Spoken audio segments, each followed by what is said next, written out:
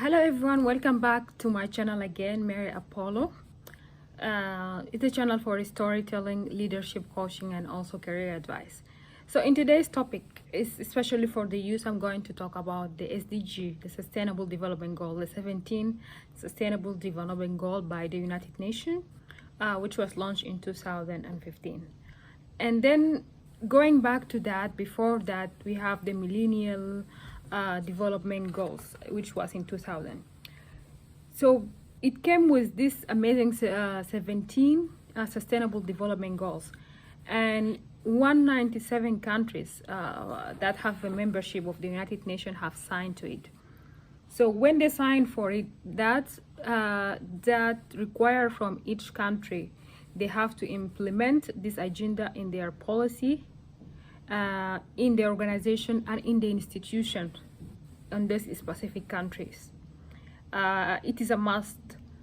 But I go back to that, like I see each country supposed to have a strategic plan depending on what the country situation is going on. Some countries have health priorities, some countries need education, some countries that have the climate change, which come from the agreement of 2015, the Paris climate change.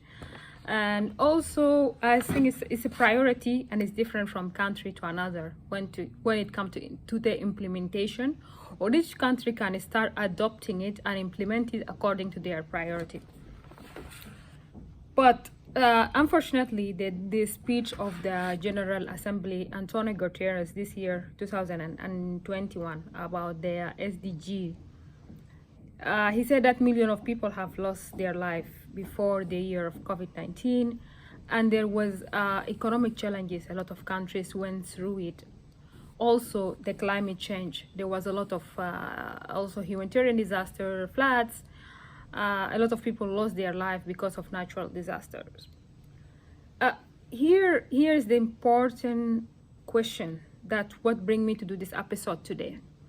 So what is the problem exactly? Is it the implementations of this country, or the UN didn't put enough regulations when it comes to this country that has signed for the SDG? And then from time to time they should absorb it and write report about it, and then come with the new legislations and bring this country together to the table at the UN, so then they can work in a strategy how they can implement it and how it can work. This is the first point that I have in mind. The second point, because when you talk about the SDG and the Agenda 2030 for the youth, by the UN for the youth, and also by the way, the African Union has the AU agenda for Agenda 2063, and it's far. I think at that time it will be almost 80s or something. So this is agenda for the youth, and youth are the majority of the world population in general. But when it comes to the representation in the government, here is the challenge, that there is a gap from the people who are in power now and the youth generation themselves, because most of these political positions are dominated by the elder people, 60, 63, and then the youngest are 30s. I'm not just talking about Africa, but in a global level. This is a global problem that we have. So this gap bring here the questions: are those people, are those older generations serious to implement the SDG or not? Or if there is someone in power who is in charge of these institutions, will be more serious and will worry more about the youth concern, and then they will be working in the agenda itself.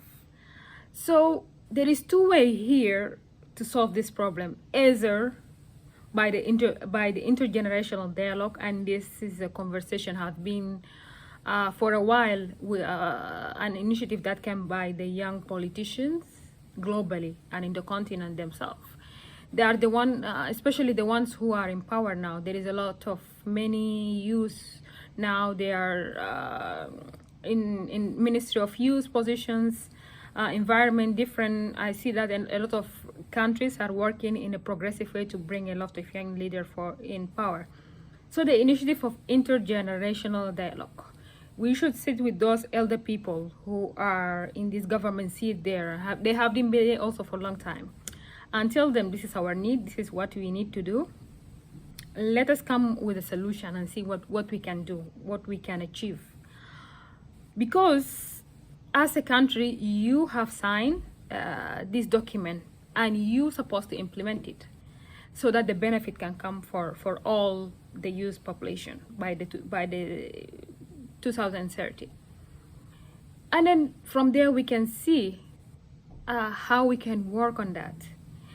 Are we needing more position, more seat for the youth? What do we need? Do we need to work in more framework to push for policy that help youth? I was listening an interview for the First Lady of Namibia. By the way, she mentioned something important about her husband being in power and she learning about the young people and what the young people, the recommendations that she gave to the young people, that young people should not wait most of the time for this initiative to come from the elder generation, because most of the time the conflict and the struggle they go through they're just working on their interests. So young people has to go and look for opportunities and different doors that they can be able to discuss these issues through FMs, through their own personal platform. And I'm one of the people who encourage that. Not every youth, every young person go and start their own platform to engage people. That mean there is a political organization or there is someone else who support them. So this is an exit. We must try our best to find different way that we can go to the media, we can go to the public, raise our voice to talk about the issue that matter for us. Yeah, and then from there, we just go and sit seriously. This is our demand, 1, 2, 3, 4, and this is our right as youth. We want to be in this position. We want to make sure that we are implementing these goals by 2030, and then these goals will be on the right place.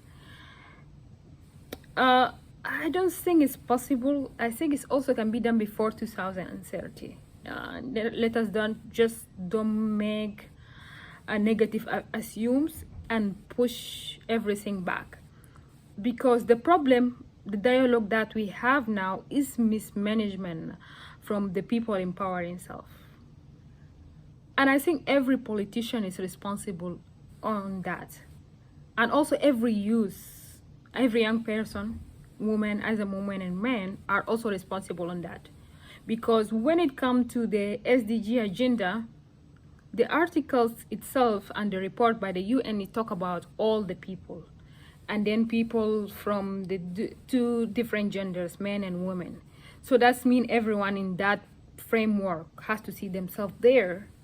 It didn't divide it, men and women.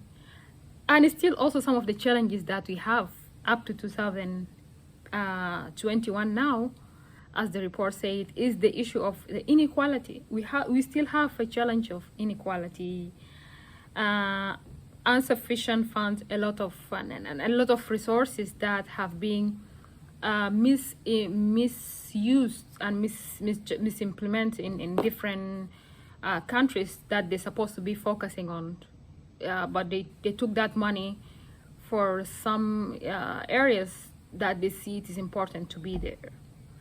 So this is all serious issue need to be discussed, need to be highlighted. And as a young woman myself, I see this is my responsibility to come in my platform to talk about this issue seriously. And then from there, we will see how we can negotiate that, how we can think about that.